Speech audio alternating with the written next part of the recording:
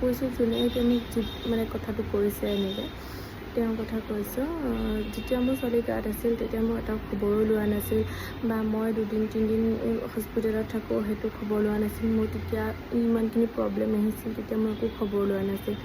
যেতিয়া ছোৱালী জন্ম হোৱাৰ পিছত তাই নোহোৱা হ'ল তেতিয়া খবৰ লৈছে যে কেনেকৈ কি হ'ল। কথাখিনি কোৱাৰ পিছত কৈছে চাগে তোৰে কিবা চাগে প্ৰব্লেম আছিল চাগে, সেইটো কাৰণে এনেকুৱা হ'ল। মোৰ কিবা প্ৰব্লেম আছিল? হয়, মোৰ বহুতো প্ৰব্লেম আছিল, কিন্তু এনেকুৱাতো নহয় যে অকল মোৰ প্ৰব্লেমৰ কাৰণে তেনেকুৱা হ'ল। মইতো নাজানো ন কাৰ প্ৰব্লেমৰ পৰা কি হ'ল।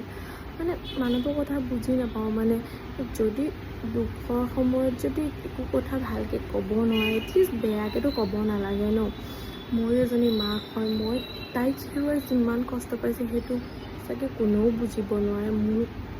মই যিমান কষ্ট পাইছোঁ সিমান চাগে কষ্ট কোনেও পোৱা নাই। চবেই কৈছে দুখ লাগিছে, দুখ লাগিব পাৰে, চবৰে দুখ লাগিব পাৰে, কিন্তু মই 9 মাহ 9 দিন গৰ্ভত লৈ কিমান কষ্ট, কিমান কি কৰা নাই মই কিমান কষ্ট ভুগিছোঁ সেইটো মই জানো, বেলেগে কোনেও নাজানে। মানে দুখবিলাক পাহৰিব চেষ্টা কৰোঁ, মানুহৰ মনত পেলাই সিমানেই অন্তৰত আঘাত